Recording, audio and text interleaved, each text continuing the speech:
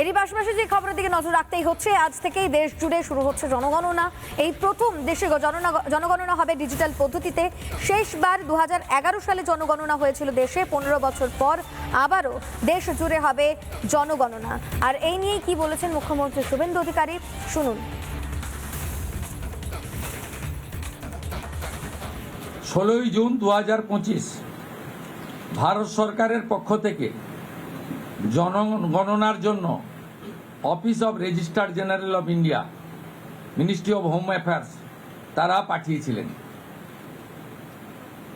June মাসের 2025 আজকে প্রায় 1 বছর হতে যায়, 11 মাস অতিক্রান্ত। পশ্চিমবঙ্গ সরকার এই ফাইল ফেলে রেখেছিল এবং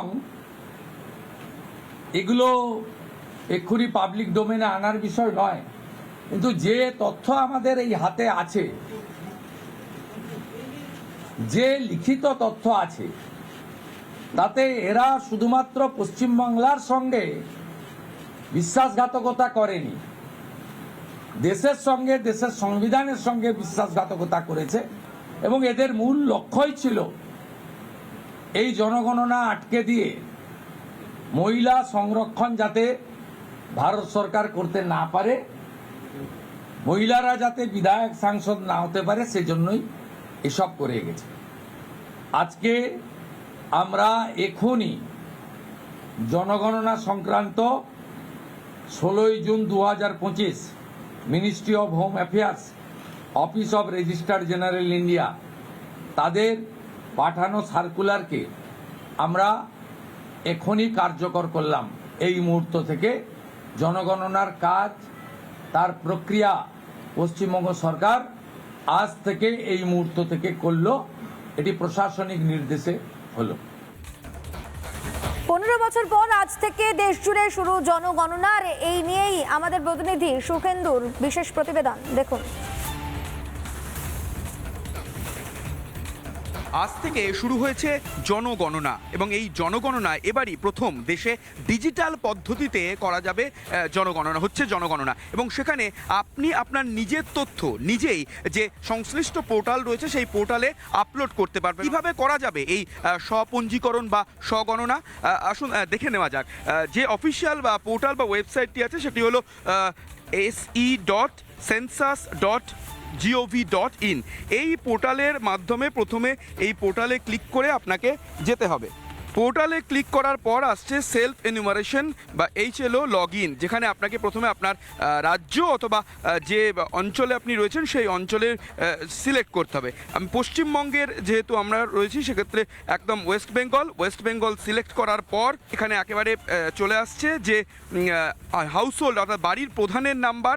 এখানে অপশনাল ইমেল আইডি আপনি অপশনাল দিতেও পারেন, নাও দিতে পারেন।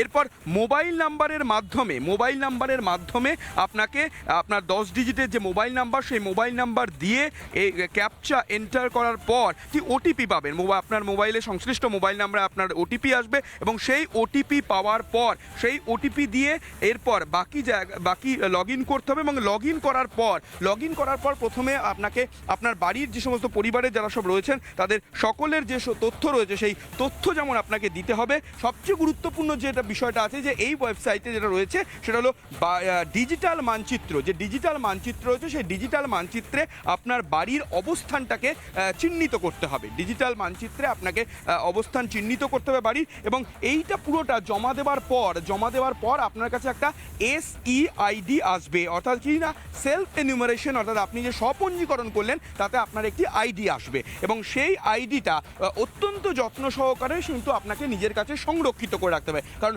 1 আগস্ট থেকে 15 আগস্ট পর্যন্ত এই স্বপঞ্জীকরণ বা সব গণনাতে আপনি অংশ নিতে পারবেন। এবং 15 তারিখের পর 16 আগস্ট থেকে শুরু হবে, 14 সেপ্টেম্বর পর্যন্ত চলবে এই গৃহ তালিকা প্রকাশ। তখন গণনাকারী এবং অর্থাৎ এনুমারেটররা আপনার বাড়িতে আসবেন এবং তাদের কাছে আপনার এই যে SE অর্থাৎ সেলফ এনুমারেশন যে নাম্বার, যেটাকে আপনি সংরক্ষিত করে রেখেছেন, সেই নাম্বারটি তাদেরকে দেবেন এবং তারপর তারা সেই তথ্য আপনার সঙ্গে কথা বলে যাচাই করে দেখে নেবে যে আপনি যে সমস্ত তথ্য পোর্টালে আপলোড করেছেন সেই তথ্যগুলো সবগুলো সঠিক। সঠিক আছে কিনা। এইভাবেই ডিজিটাল মাধ্যমে দেশে প্রথমবার জনগণনায় আপনি নিজেই অংশগ্রহণ করতে পারবেন, সেই ব্যবস্থাপনাই এবার তৈরি করা হয়েছে। ভিডিও জার্নালিস্ট মেহরাজ আলীর সঙ্গে সুখেন্দু সরকার, রিপাবলিক বাংলা, সল্টলেক।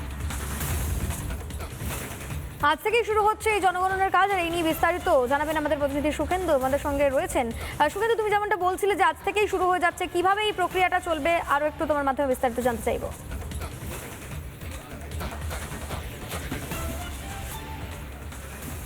হ্যাঁ দেখো রুমকি, এই যে জনগণনা 2027 সালের যে জনগণনা, তার যে জনগণনার যে প্রথম ধাপ বা প্রথম পর্যায়ে আমাদের রাজ্যে আজ থেকে শুরু হলো। 1 আগস্ট থেকে 15 আগস্ট পর্যন্ত চলবে স্বগণনা, অর্থাৎ নিজেই নিজের যে সমস্ত তথ্য সেই স্বপঞ্জীকরণে আপনি নিজেরা অংশগ্রহণ করতে হবে। তার জন্য যে অফিসিয়াল ওয়েবসাইট রয়েছে সেই অফিসিয়াল ওয়েবসাইটে গিয়ে ac.census.gov.in এই পোর্টালে গিয়ে ক্লিক করতে হবে, এবং ক্লিক করার পর যেভাবে একেবারে প্রথমেই আসছে কোন রাজ্য বা কোন অঞ্চলে আপনি রয়েছেন সেই এলাকার নাম সেটা সিলেক্ট করার পর আসবে মোবাইল নাম্বার দিয়ে আপনাকে ক্যাপচার মাধ্যমে এরকে ওটিপি আসবে, মোবাইলে ওটিপি আসবে, এবং ওটিপির মাধ্যমে যখন সিলেক্ট করা হবে এই পোর্টালে, তারপর থেকে নিজের এলাকা নির্বাচন করতে হবে, জেলা নির্বাচন করতে হবে, এবং সবচেয়ে গুরুত্বপূর্ণ যে বিষয়টা রয়েছে সেটা হলো আপনি কোন এলাকায় বাসিন্দা সেই এলাকার ডিজিটাল ম্যাপে বাড়ির অবস্থানটাকে কিন্তু লোকেট করে সেখানে সেভ করে চিহ্নিত করে রাখতে হবে। এই কারণটা খুব গুরুত্বপূর্ণ, নিজেরাই নিজেদের যে নাম তা নথিভুক্ত করতে পারবেন সাধারণ মানুষ। অনেক ধন্যবাদ সুখেন্দু আমাদের সঙ্গে থাকার জন্য। আর এই বিষয় নিয়ে কি বলেছেন রাজ্যের পঞ্চায়েত মন্ত্রী দিলীপ ঘোষ, শুনুন। গত বছর থেকে সারা দেশে জনগণনা শুরু হয়েছে জুন থেকে।